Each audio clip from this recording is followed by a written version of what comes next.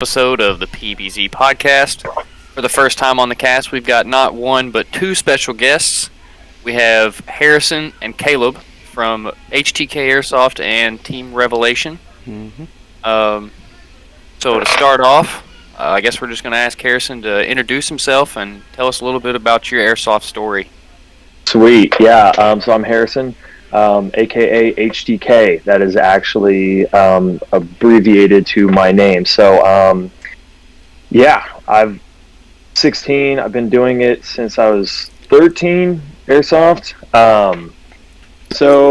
And that kind of is just a part of traveling and getting into all kinds of other interesting sports like archery tag, and kind of went from archery into airsoft and all that, and just kind of got into the whole culture. Started with Milsim, and then got into the Speedsoft world, and then kind of started competing.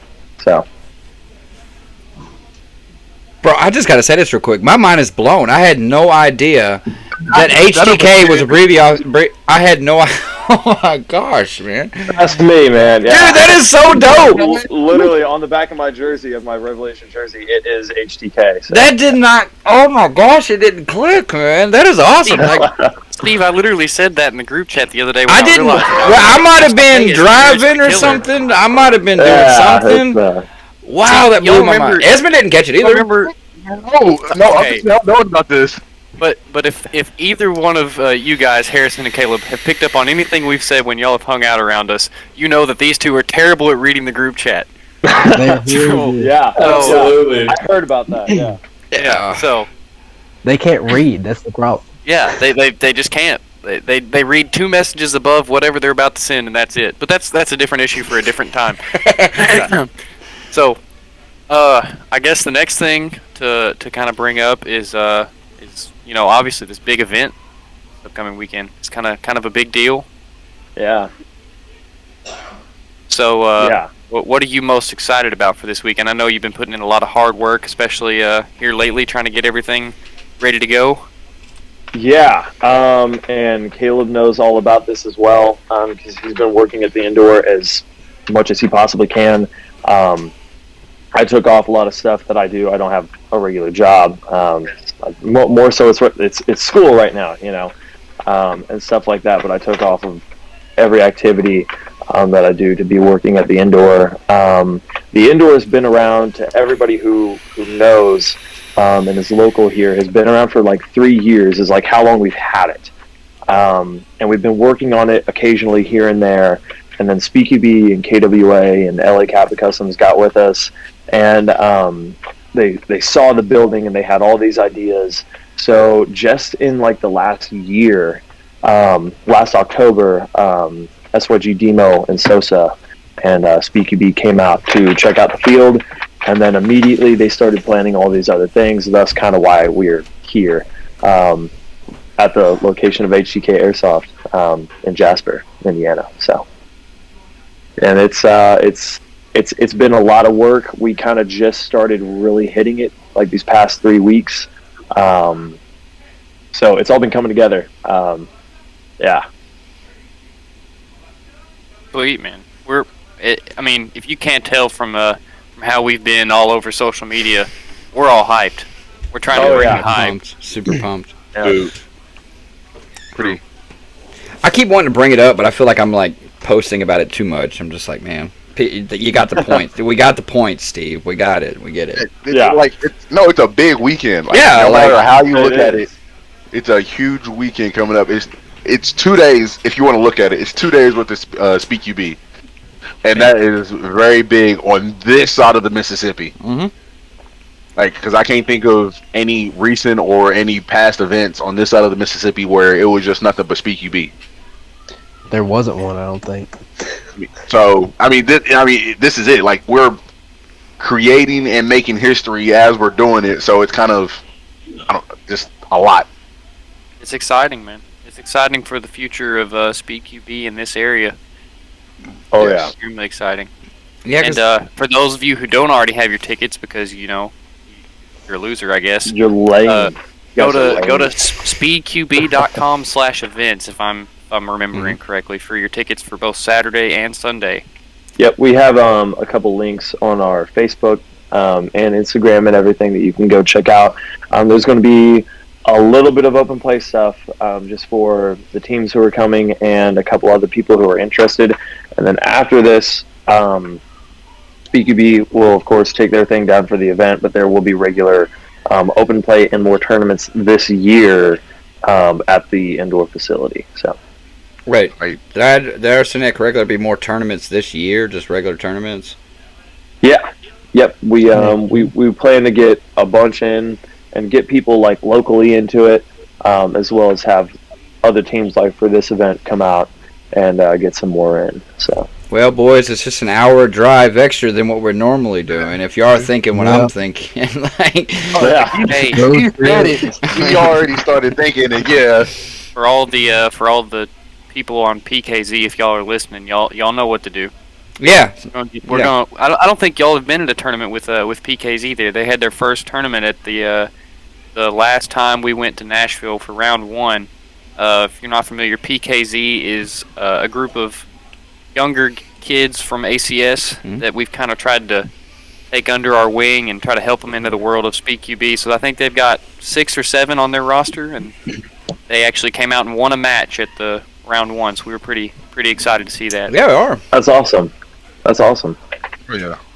It is our little picking flock for the future of SpeakUB. So, If you want to say. if you happen to know those,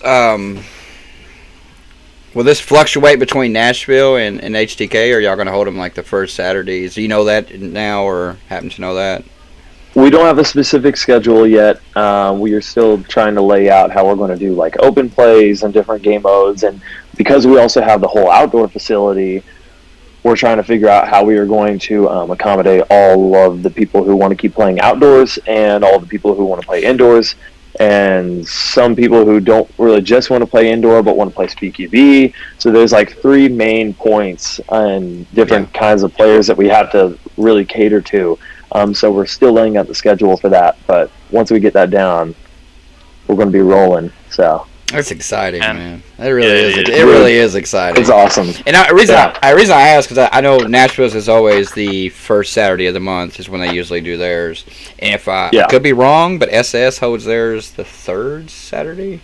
Yeah, I think that that's why I was kind of wondering if it was like the second or fourth, and then be able to people be able to fluctuate around. And Steve, you're talking about the hard hitters, man. I hope you don't pull out the 1, 2, 3. Bro, I got a new car that can move, so I mean, I'm game for whatever. And As long as I have 4 people with me, it's cool.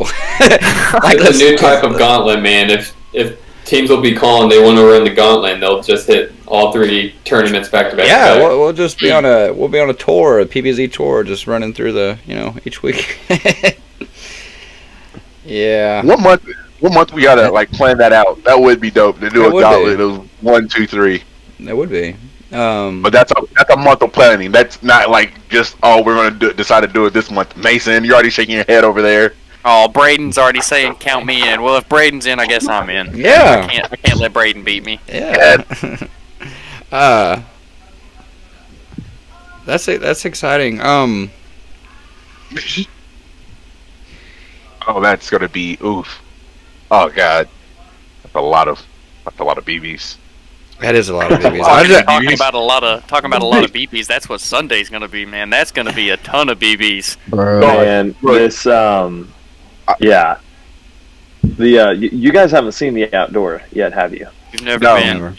Unfortunately. It is, and Caleb will tell you, it's a crazy place. Like, sling a lot of ammo. It's awesome.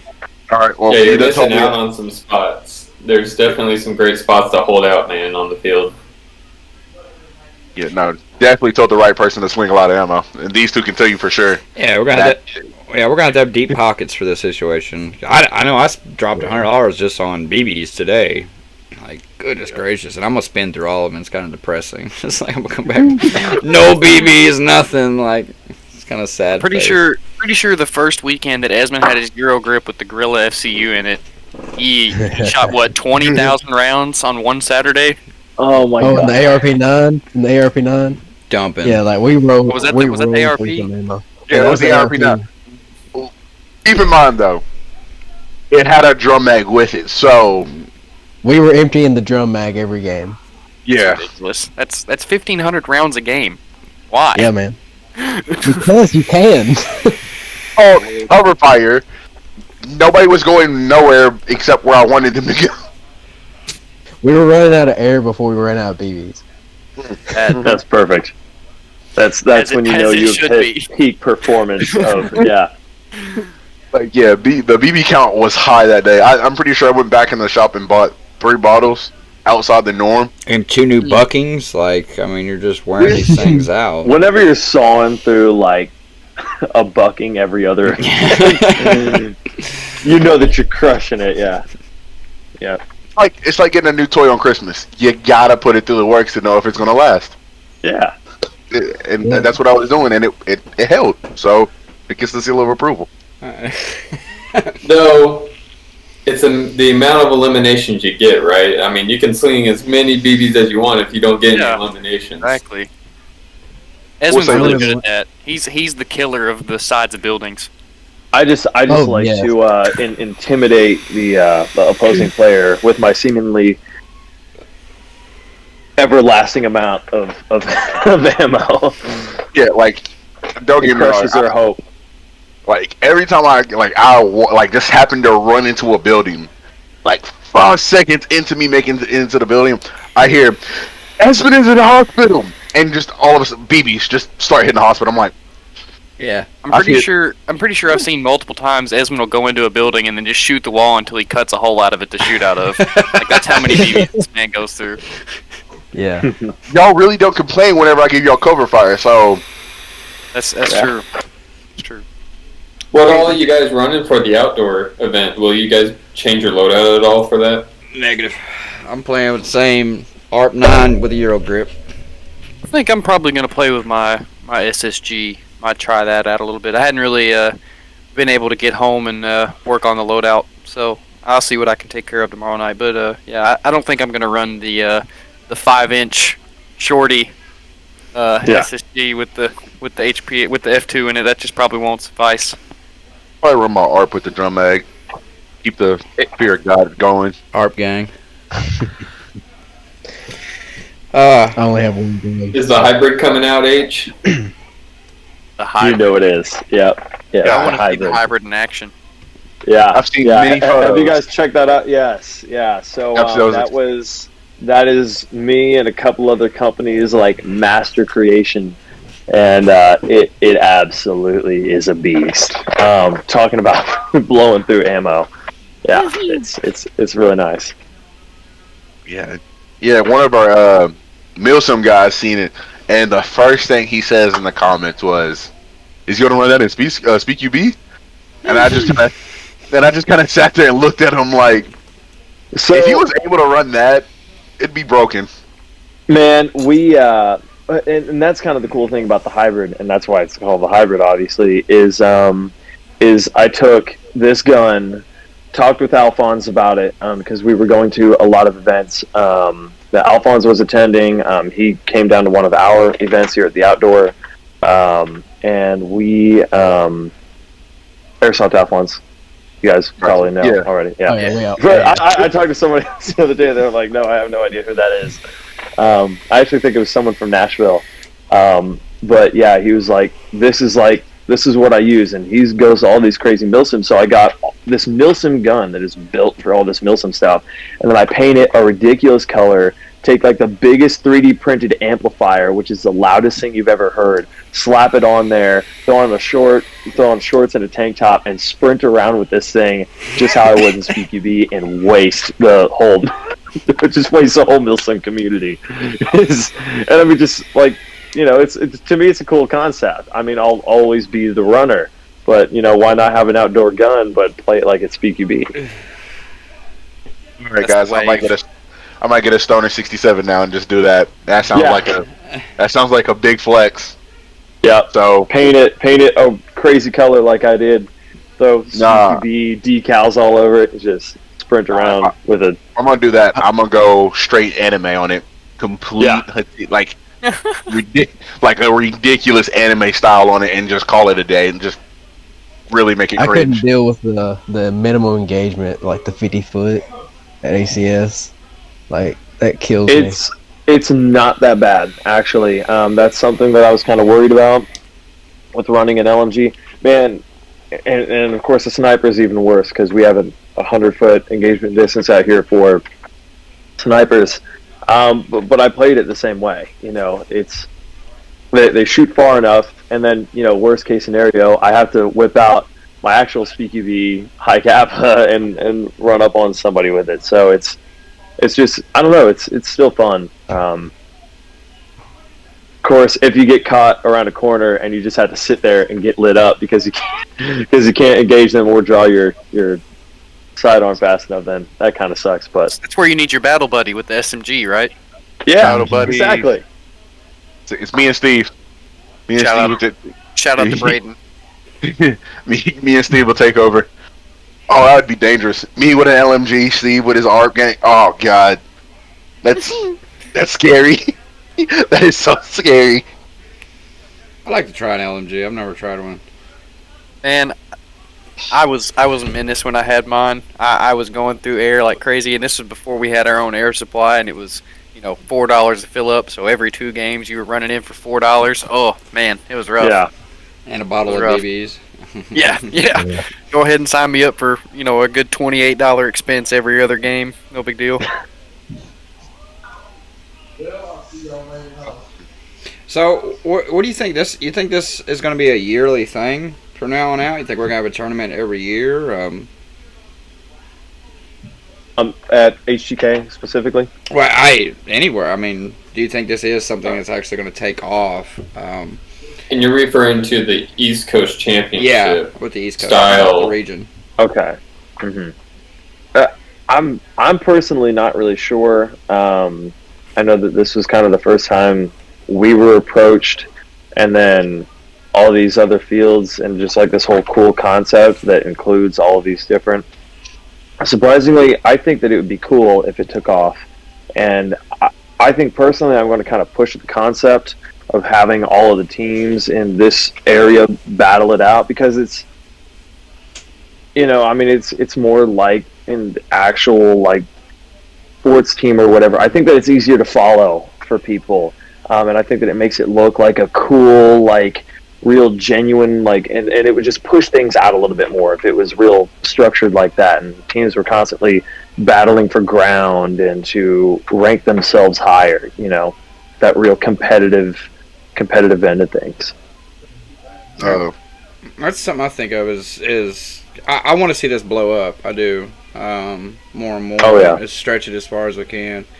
I mean, we try to do what we can to reach out from small little Paducah over this little place you blink your eyes through in Kentucky, to try to get it out there.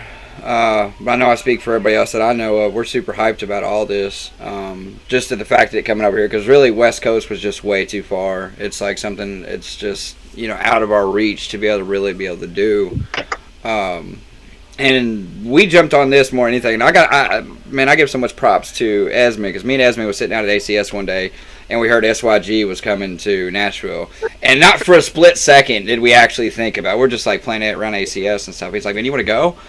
Yeah, like once he said D's there, so I was like, oh yeah, sure, I want to be a little groupie, and I'll go, I'll go out there. And next thing you know, we formulate a team. Next thing you know, we're playing. And after we play, that's all it took. It opened up Pandora's box for us. Now it really opened up our minds to it. And like everyone just kind of shifted from where, at least a few of us just kind of shifted from our our outdoor perspectives of the way we wanted to play, to just kind of SpeedQB is like kind of where it grabbed me. It grabbed me, my soul, man. Come on, let's play SpeedQB. Let's do it like this. And I love that. And I want to see it blow up. And I say it a lot, man, just to be vibing with others. That's a lot with this podcast. It's just like, man, just to be able to kick it with other teams. You are another team, we're another team. But we might be rivals on the field when we play. We're shooting to win. But at the same time, when we step off the field, to be a community of just airsoft players, because I love the sport. I can tell y'all love the sport, and just literally, watch it grow like that. Yeah, we're Nothing without peace. And it's nothing but love. that's all it is, and it's just like we want to keep it like that. And I mean, it's cool to meet other people. It's cool to travel around. I'm enjoying it a lot these last few months. From going to Nashville, we've gone out to KartCon last year. We went out this year. We're going to SEMO's. One thing. It was Baby great. step, Steve. Baby step. Baby step. Yeah, it was great to come up. It was great to see what everything y'all had going on, and we're super pumped about this whole thing. It's something I want to see take off every year. If say worst case scenario, we don't win this year, let's try it again next year. A goal to shoot towards. Yeah. And that's what I'm really hopeful for. Whether it's held at y'all's place, SS, Nashville, whatever the case might be.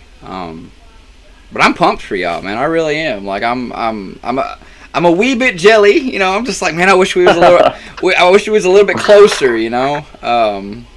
I really do.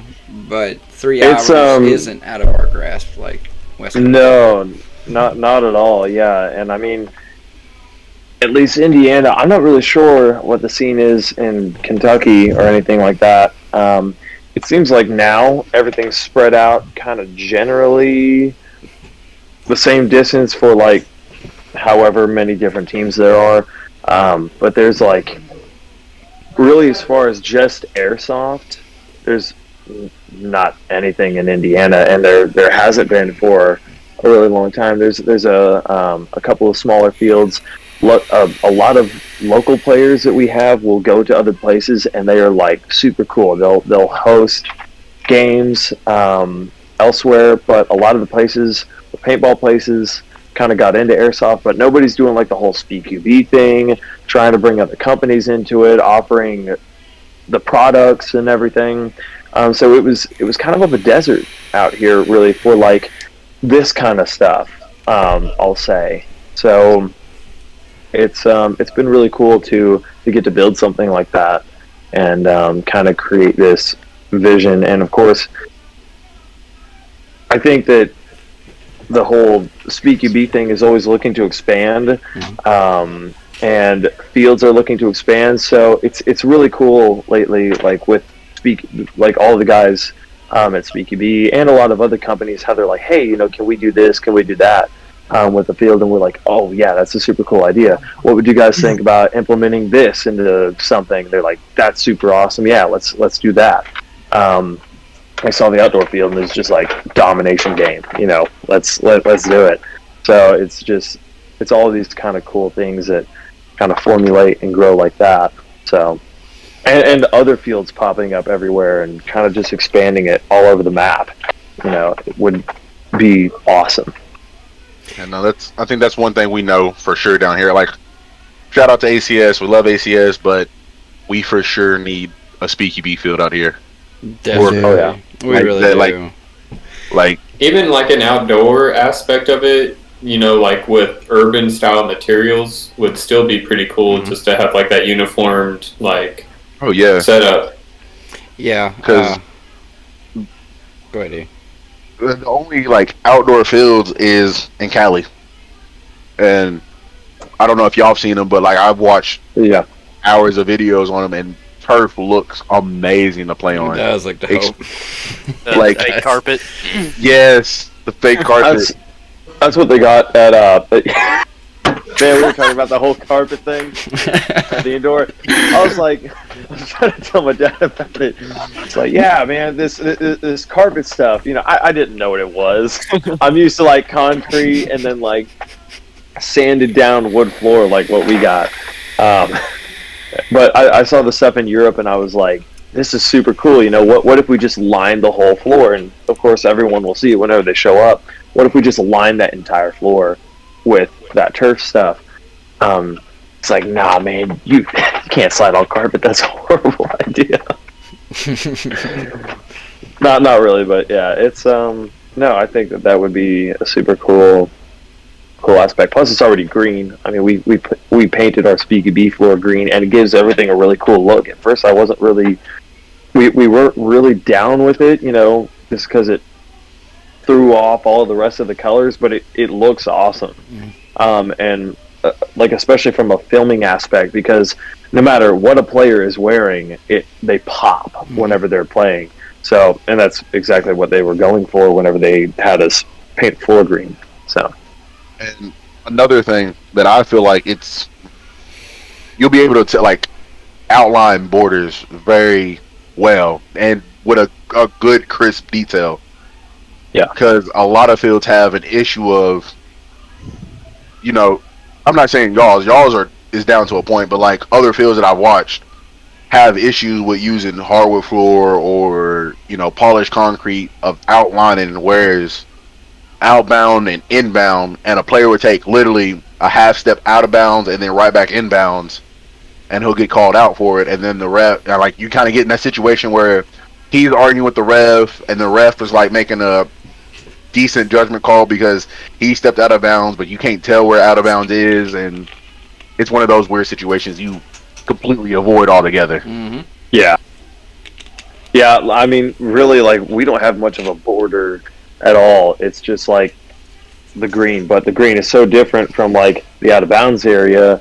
I feel like it's close enough, and of course, in the future, we've talked about possibly doing some things like lining the field with stuff to where viewers could still watch and there'd be more of like a boundary.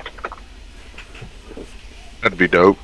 Doubling back on something that was mentioned earlier, I think the whole ranking system, like you mentioned, would be really awesome for bringing the competitiveness of a lot of the fields in the area out, or a lot of the teams, not even necessarily the fields, because you see that on like the European circuit, all the pro division, first division, second division, all that good stuff. That would be once the sport. I don't know that we necessarily have the volume of teams to start that at this point, but it's definitely growing rapidly. I mean, you look at just a few tournaments here lately. I mean, 17 at that one Nashville tournament with SYG. That's huge. That's huge. Yeah. Oh yeah. It's and there's we have, at least in Indiana, and I'd like to know kind of what's coming up in Kentucky for you guys as well. But it's right now in Indiana, it's Revelation, Known Enemy, and Wolves of Odin. There's also Gladiators who will be competing in this tournament. They're kind of like almost in Michigan, though. Wolves of Odin are a local bunch of players that play at HDK Airsoft and run some of their own stuff here. And then they were like, why not try out SpeedQB? I mean, we're already doing all this Milsim stuff, why not? And then Known Enemy is a bunch of good friends of ours, and they really gravitated towards the SpeedQB end of things. They were kind of like those runners on the Milsim field, but then they transitioned super easily over into SpeedQB. So we really only have like 3 main teams, and really only 2 of them are playing SpeedQB frequently. For us in Kentucky, really is. I mean, as far as I know, we've really only got PBZ and PKZ. I was about to say that. I've never heard anything out of Lexington or Louisville or Bowling Green would probably be the 3 that would have. I think the big reason for that is because there's not even really that many large outdoor fields other than ACS in Kentucky. I mean, you've got a lot of, like what you mentioned with Indiana, there's a lot of small little local fields that maybe have 10, 15 people that like once a month are like, hey, let's have an open play or exactly, whatever. Yeah. And it's hard to grow a community outside of that when you don't have that many players or even that many fields. I mean, because there's a ton of people that I share stuff on Facebook or something, and people are like, "Whoa, I didn't even know like airsoft was like this serious, or like SpeedQB was even a thing." And like, oh yeah, yep. You hear that a find lot out about it, the more people you'll get into the sport. Yeah, no, definitely. What I want to stop doing is I want airsoft to get to a point where like you don't have to say to people who don't know what it is, well, it's like paintball.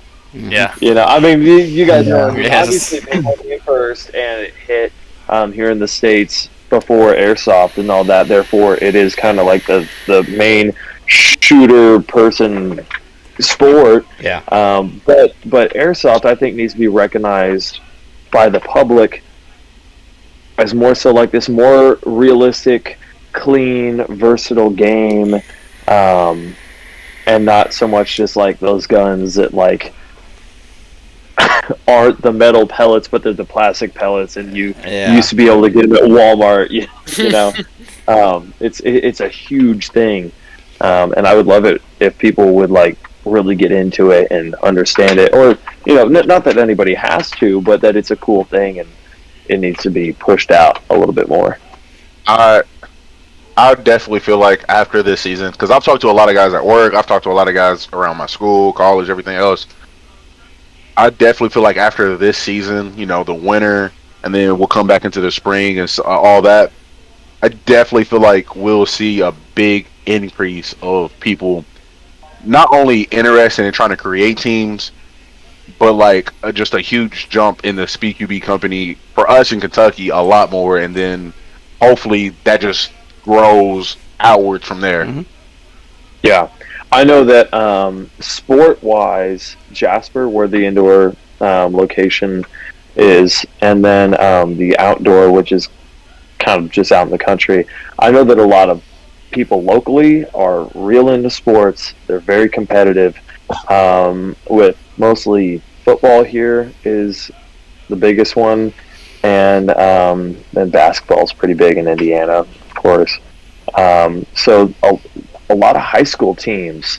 We see a lot of high school teams forming once the indoor facility opens regularly. So, like, whenever we have everything done completely, the schedule laid out, I think people are automatically going to gravitate to it more, because this is kind of like the big thing for the indoor.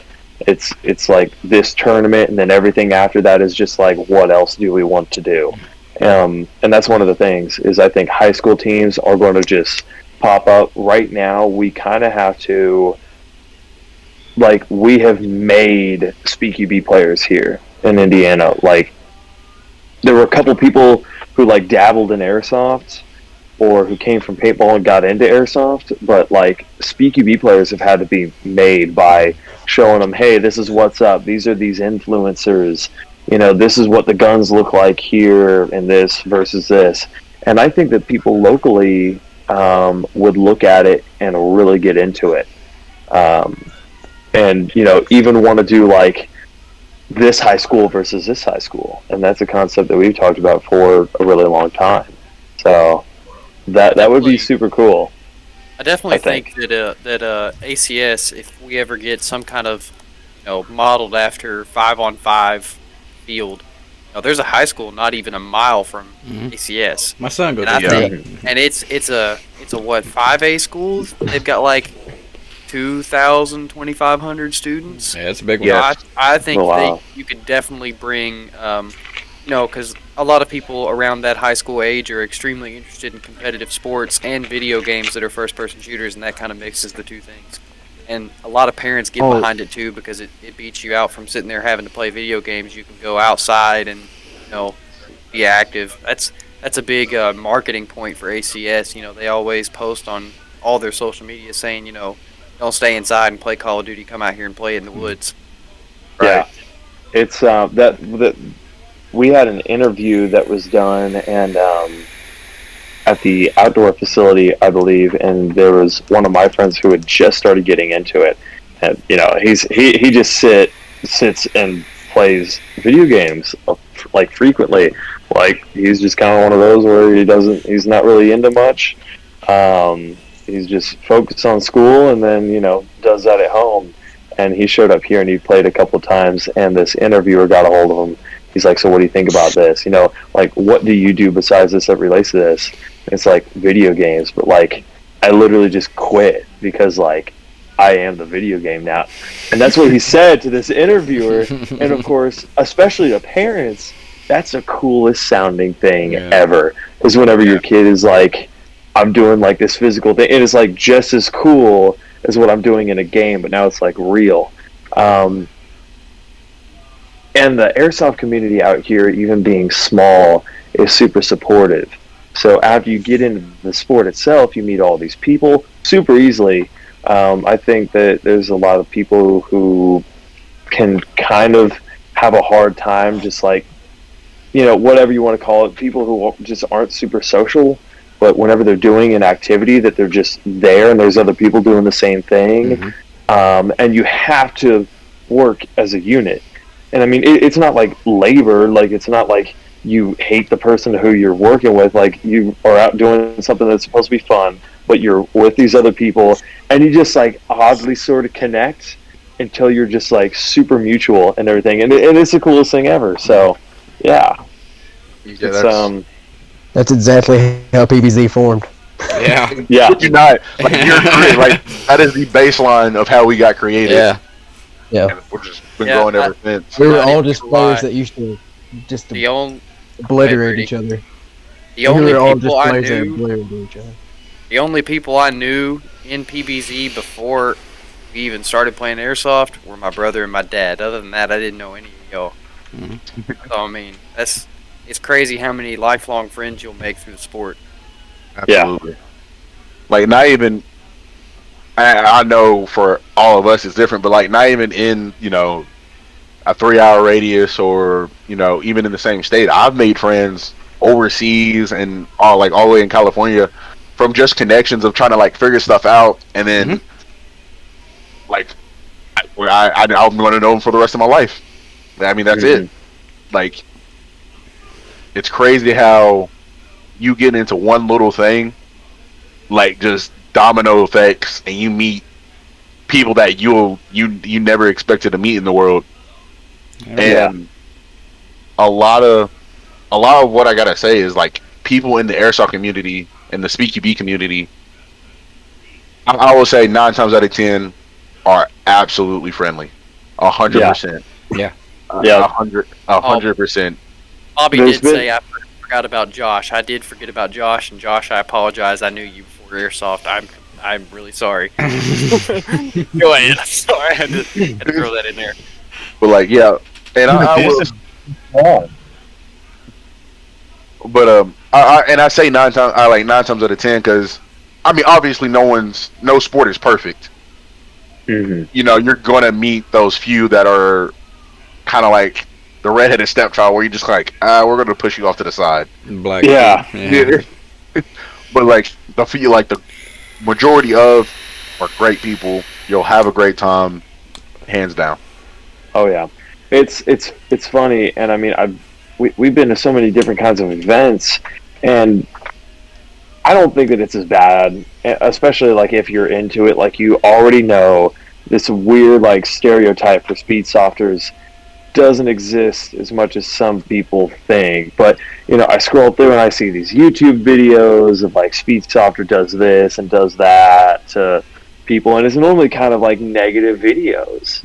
Right. But in going to a 500 person milsim, 100 person to literally like 400 or 500 person milsim games a bunch of different times, and then going to a bunch of different indoor events and SpeakUB events, I will absolutely tell you the positivity in the Speedsoft and SpeakUB community is massive. And I mean, milsim is the coolest. I've been into it for a super long time. I know and hang out with a ton of players who are just strictly milsim, who have no interest in the SpeakUB world. But I've seen a lot more negativity at some of these milsim events than I have any Speedsoft event, really. And I mean, there's positivity and negativity in both. I'm just saying this weird stereotype is really, I don't even really think it exists. I think that those people are just those off people, and you have just as many of them or more in milsim games. So yeah, I know. Me and Steve have talked off cast before, just face to face. You get those videos of snipers doing some dirty shots on people unexpectedly. I'm not gonna call anybody out, but like you got those snipers who have a pretty accurate sniper out to a good distance to where they can pick off what shots they're doing. Like they know exactly where they're hitting people and exactly how accurate they are at a distance. But intentionally shoot you in the face. Yeah. Yeah. And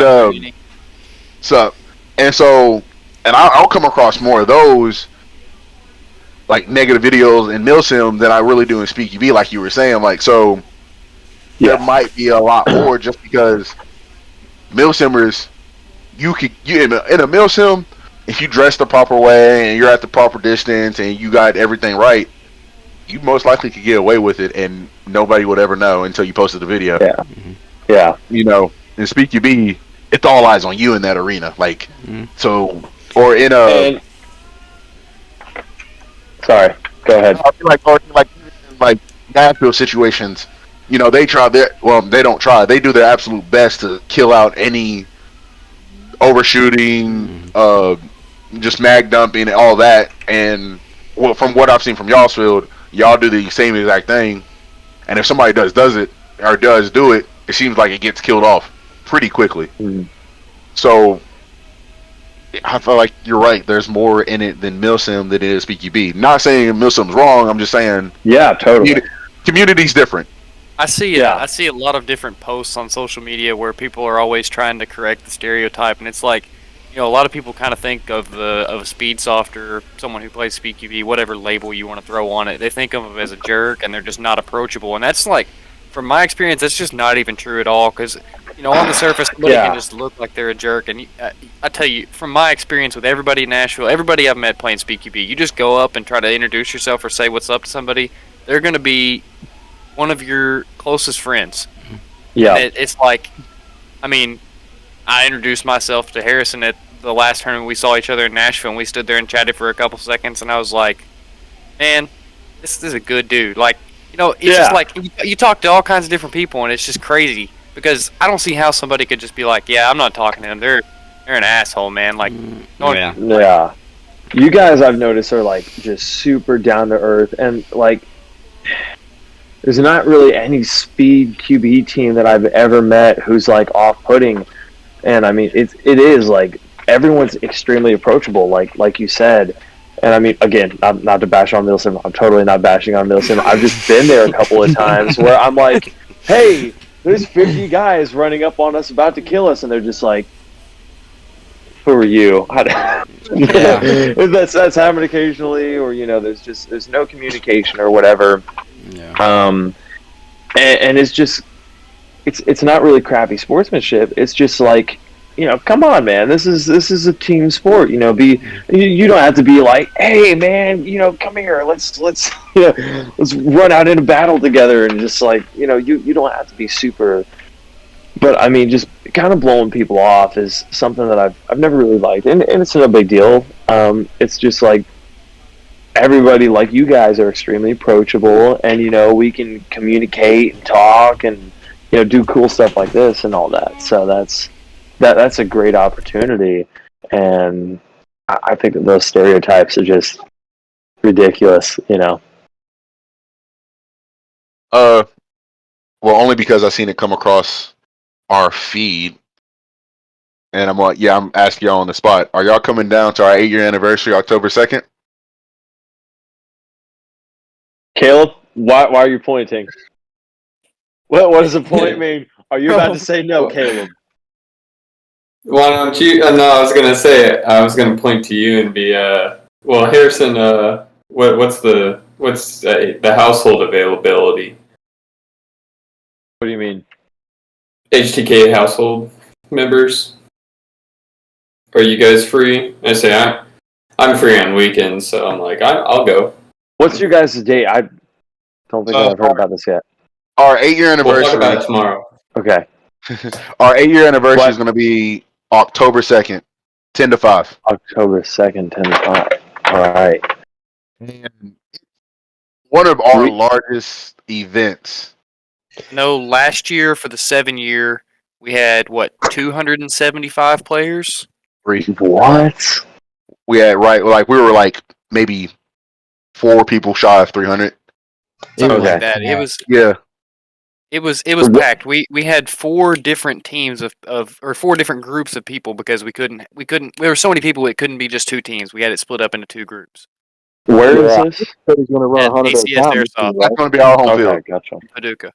Yeah, I know that this year they're doing $3,000 in giveaways. Admission is $25, and it gets a raffle ticket with it. So That is I'll good do 100 at a right time. there. what was that, Pops? Aren't you going to do 100 on the field at a time? A maximum of 100 on the field at a time? That's what I thought I heard Preston say. I got you. Okay, so So yeah, so it'll be a ton who's of people. right? So as far as like what they said, there's going to be a $3,000 giveaways, and who's all going to be in that is going to be Elite Force, Amped, Tagging, GNG, Redline, LBX, Valken, and SpeakUB. So it's gonna draw a lot of people in, but like I said, it's one of our largest events. It's the largest event. For Right. sure. It is. It Every sounds awesome. I'd love to be able to go. I just, Who- I don't want to commit to something until I like know for sure. I will tell you, I am 100% down. I will check with the rest of the family. I just, yeah, Hey, I'm going to check it out. We love whenever going to you- different events. Whenever y'all do sign up, we need to make sure we all go in and sign up together, because if we The don't, same we'll be on team. different teams. Okay. Yeah. That All would right. be We so gotta much run fun to run the same team. They set Yeah, us that's- up last year. Houdini I love said to pair in up the with my feed, people, so. Houdini Yeah. said, I'll be in Indiana tomorrow around 2 p.m. I'd love to meet up with all of you and grab some food. We got to plan something. Houdini, I know that most of the PBZ squad won't be there until Saturday morning, so I mean, Steve, unless you want to We're- just I'll be at work, unfortunately. we'll talk about that after the cast. Hit us up, Houdini. Bobby and I got to drop off. We got the tanks full of air, guys, so we're ready for Saturday. Appreciate you Oh. filling the air. Shout out to La Center Rural Fire Department for the providing of PBZ Airsoft's air. Yeah. Yep, we're getting all of our tanks filled up tomorrow morning, I think. So, yeah. Yeah, that was the best investment we've ever made, man. They donated us to let us use 6 of their 45-minute SCBA tanks, and we bought like a little $80 adapter to fill all our tanks. We haven't Okay, paid for wow. air in almost a year, I think. yeah, like it paid itself off in about a month. Oh hands yeah, down. yeah. At $4 fill-ups, yeah, it paid itself off pretty quick. Like, Yeah, and those were $4 fill-ups to only like 2,500 as well. I feel kind of rude because that was I didn't say anything. Not that I didn't think about it. That was Pops. We call him Pops. That's Brian that was in here. That is Mason and Bobby's dad. I don't know if y'all have ever met him. He plays on the B team that we usually have to go when we go to Nashville. He's really hard to miss. He's about 6'6", so He is Yeah. the coolest dude ever, man. He's so down to earth. He is the coolest dude. And if you ever have some beef with somebody, he's somebody you want on your side. yeah, absolutely. Yeah, probably. Speaking of that, I forgot to say, are you good Saturday, Steve? Hold my barrel cover again. Ah, savage, Oh, savage. That was man. so boss, dude. That when you did that, I was so tickled to death. I was like, that is so boss. I wish I'd have thought of that. Wait, what happened? I'm completely in the He dark. walked up and gave me his barrel sock. He's like, well, you can be the first one killed, so you can give me this back. I was like, oh, you savage right here, dude. I was like, it's so Just savage. hold it for me in the kill box. And we just had this big long speech about speed stoppers not being rude or not being Caleb. approachable, and then Caleb's over here like, "Here, hold my barrel sock." Man, right before the tournament, everybody's going to be walking in, giving us... I was so Remember that tickled to song? death though, because I thought it was so boss, like it was crisp. I was just like, that is so awesome, man. We were all confused. We were going to the breakout wall, and Caleb comes running over. We're like, "What's going on?" He's like, "Here, hold this for me." And Steve was like, "What?" Yeah, it kind of threw me off there for a second. Like, all right, bet you got me. You gotta get a little bit of tension going, man. You can't have a clean practice without, just a little bit of competitive edge. That was good, man. I do the same thing with my teammates too. Like Raptor, I walked up and I took a sticker or I took a patch off and I put it on him. I'm like, I'm coming for this. I'm gonna take it off you. Yeah. Oh, yeah. Yeah, I think I've seen you do it a few times. Steve, did you leave your patch? I did. I was about to say that. PVC patch on y'all's wall. I saw it. Yeah, do it. That's what we were hoping to do, and kind of the cool thing with the carpet is you can eventually. We just want to cover everything in patches. That's good. You know Yeah, I definitely pulled mine off the belt and put it there. Leave my mark there a little bit. Y'all should that should be a tradition. Every new team that y'all know is on the field, y'all should make them put a patch on that. Watch it just fill up over the years. You guys have got to, every single team that comes, they're required to drop a patch or two on the wall for this. That'd be, and that's one of those things that'd be dope to see over in years. So many patches are gonna get stolen. Is what I'm sitting there thinking. People are gonna steal some patches. Like even just like 3 years from now, seeing that thing just like racking up just patch to patch to patch. And the cool thing about that too is that it's just stapled on. So if it fills up, grab a carpet, rip it, hang it up on put it up on the wall, put a new one on. Yeah. Houdini said, "I'm out of Houdini patches, but more are coming. I'll bring a Praetorian patch for the wall." Hey man, Houdini, if I can get another one from you, I'll leave mine on that wall gladly. I still got one on my belt. Actually, it's in my car on my hood thing. Stuff like that created from this tournament is going to be epic to see. Oh yeah, it really is. Yep. This is going to be the OG patch wall where it all started. Right. Yeah. Let's get it filled up for sure. I'm just thinking how many patches are going to go missing. And this is only the beginning. This is crazy. This is the beginning of something big. I think PBC we've talked about that a lot. Yeah. Like this. Yeah. After, like I said, look at this 5 years down the line. What's it going to look like? Yeah. Are we going to be? Are we going to be at the point where we're something that's similar to NXL paintball level of thing? That's the dream, right? I know, ain't it? I was watching that the other night. I think that'll happen too. Yeah. I would like to see, when I sit there and watch over in Europe, watch Real Strike Arena. Like, I think of things like that. I'm just like, man, I just wish that was here in the States. Like, I want to see that one day. Like, that's just so crisp. Just wanting to watch. And to be able to take my personal thing. Go ahead, I would just like to go there. No, I'm really interested. Go ahead, Caleb. I say one of the things I think would be really cool, and I've looked a little bit into it, but there's some really weird Olympic sports. And I'm like, hey, why can't Speedsoft be an Olympic sport? So there's actually not that much of a requirement that you have to have for it. You just have to have a male and a female league, or I guess in co-ed it doesn't matter as much, but you have to have 35 countries or something like that playing SpeedQB tournaments. Well, SpeedQB Worldwide is already in 9 countries or something like that? Yeah, something crazy already. Yeah. See, Caleb is the guy that's going to hit you with the biggest ideas, and then next year they're going to be reality. So just suggest, hey Caleb, could you do something where you build a SpeedQB field on a volcano? And I swear, this time next year he'll have it done. I swear. So, what Caleb was saying, there's a lot of weird sports in the Olympics. There's an Olympic speed walking. You're pulling my leg. No, I really wish I was. I watched it. That's all. Wait a minute, is that what they're rocking their hips? I seen that the other day. Okay. Yes. Okay. Yes, there's Olympic speed walking, and it's a legit Olympic sport. And I'm sitting here really? And we can't have our own next level SpeedQB course out here, but they can have speed. What? And I think that's the next step, man. I really do think that the more that we grow the sport, and the more you're able to have larger fields for people to practice and compete on across the country, it's only going to grow, and we'll see something like that. I really think it's attainable. I think it's. Oh yeah. Could you imagine 3 years down the road? All it is all this work that HTK's doing, Nashville's doing, SS, all the individual influencers in the community that are trying to grow the sport, through social media, YouTube, whatever, podcast.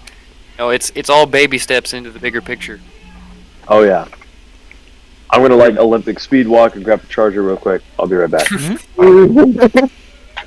I swear, you guys are going to see me on the Olympics next year. But like, good job. Houdini said, I dropped a new video today, gave a shout out to HTK and the events going on this weekend. Sure did. I seen it. His 11 killed massacre he had going on there. And then 11 more to the morgue. Yeah, 11 more to the morgue. Like, yeah, could you imagine, 3 years down the road, we play in Disneyland? for a Disney, for a Speak UB World Cup? How about we just go to Tax City? I already go to Tax City. Or what if it was just at HTK Airsoft? Yeah, that's just the center point of it all. What was we thinking? We're already... We've already got the point. I'm sorry. I mean, personally, I think HTK has the best breakout signaler. You know, the whole brainchild of Caleb. Yes. The stoplight. It's beautiful. That is genius. I like it a lot. Yeah, I appreciate you guys. Sorry, I also got a phone call from work, so I'm also trying to double bounce at the same time. All right. So, like, if y'all don't mind, who came up with that idea? Like, who was the one to sit down and was like, let's use a stoplight as our breakout point? He's on the phone with work. We might have to double back to that one. Okay, my bad. Yeah, I heard the question, but I can answer it here in a second. Give me 1 second. Tell you where they came from, at least. Okay. Okay, so where did they come from? Wait a minute. The lights, so the accident down the road that we seen, was that? Yeah. So there was a major car wreck. It's like a 200 car pileup. Of course, they were not usable, and then Caleb came in and slapped them all together, and now I like it. PvP game started.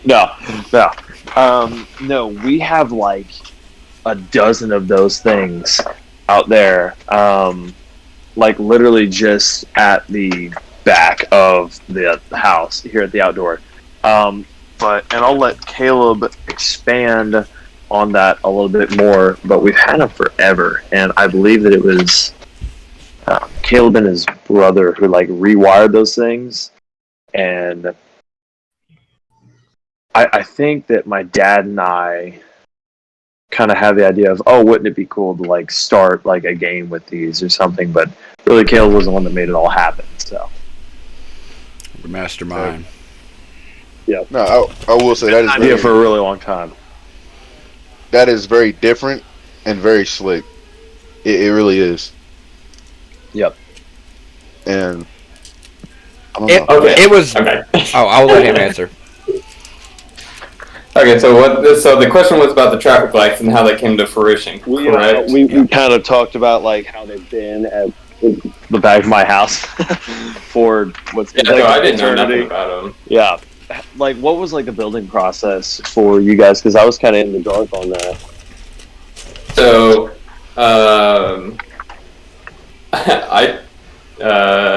Jason had mentioned them when I saw him at the indoor one time, and I was like, well, my brother's, he's a engineer. He works for the government and works on like the military helicopters and planes and stuff. So I'm like, he does a bit of programming. Maybe he can figure something out like this and it'd be a fun project. So I took one saying I'd take the project on. Really, I was just taking it home and giving it to my brother. And I plopped it on the table and he's just like, what is this? And so my dad, he had a bunch of stuff from work that had accumulated over the years that they were throwing out or had gone bad. So it's not good for their function, but for us it worked. Speaking of which, it was a PLC, which is like a box that just turns on electrical signals from one thing to another that you can program. And this is like a 15, 20-year-old PLC, and to program it, you had to have a 15, 20-year-old computer, and we still had the computer, luckily enough. So it ran off a floppy disk, and we were programming it, my brother and my dad, and they had it programmed in, I think, about a month, fully functioning. And it's all on my Instagram. Actually, it's a post a while back, and you can see it from testing on our dining room table. But I mean, he could not sleep.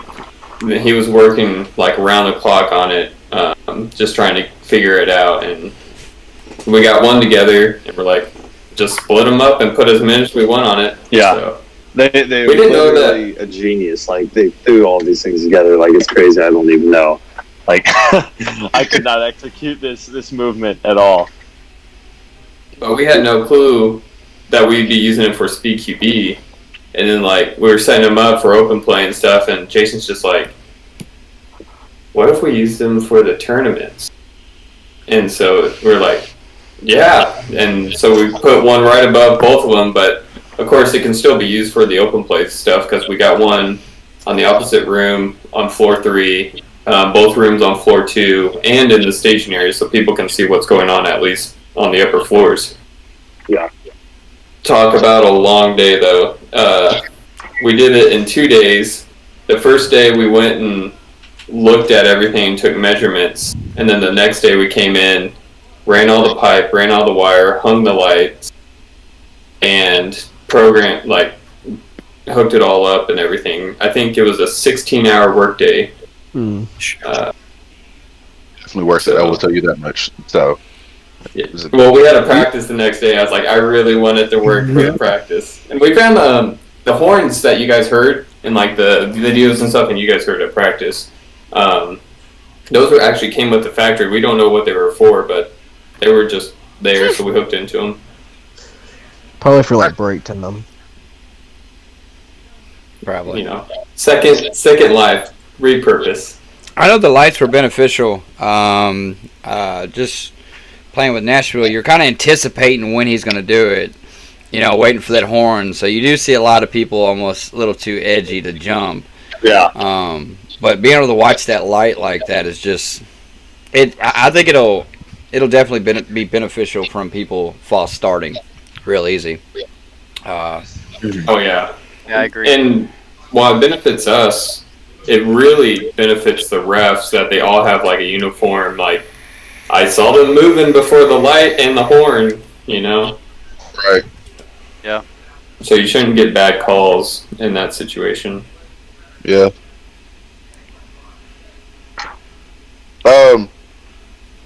I don't know if y'all know, or if y'all can answer this.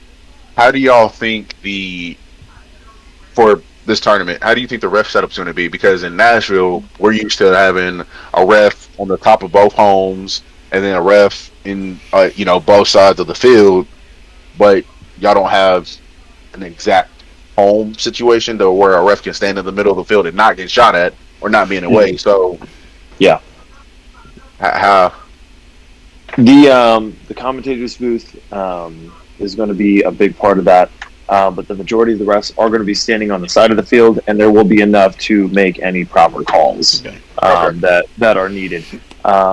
We try to figure out a way to elevate people, but it, like in talking to everyone who's doing reffing, it didn't seem like it was necessary nor possible for at least this event. So, okay. Also thinking about it, we're one of the only fields that has it fully navigate. You know, you can move around it on any side of it. So, like on the other ones, you had a wall where people can stand there.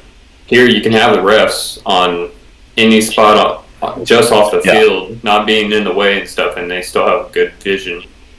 Yeah. Yeah, and I'm just ready to see a ref out there like they are at Real Strike. Somebody prone down, you know. Yeah. Yep, crawling. I've even seen refs at Real Strike just like stand there, just like look at players like. Yeah, waiting for them. There was one clip. I was watching the day 1 of the Euro Champions, and there was one of the refs was standing directly behind one of the guys at home, and he was just getting shot right in the hips and both of his legs like all the time, and he's just standing there unfazed. I'm like, man, yeah. That's gonna be good. That's gonna be. Because I was curious about how that was gonna work out. Yeah, the reffing situation is gonna be awesome for this. Yeah, it'll certainly beat standing on. I almost watched. I don't remember if this last one or another one, but one of the refs standing on Castle, and dude ran up to Castle and hit Castle and about knocked the ref down off Castle. Like I was like, oh my gosh, bro. No. Yeah. That's okay. Has anybody got any final closing points? We're approaching a little past the hour mark, so I didn't know if any last big points for the weekend. Anything exciting that anybody wants to throw in before we wrap it up? A lot of BBs, a lot of air, a lot of BBs. Stay safe. Yep, we got everything in this tournament that any of the teams could possibly need. So I know that we will personally be ready for indoor and outdoor stuff, and it's going to be awesome. There's a lot of teams coming up, so it's going to be great. Bring your A game.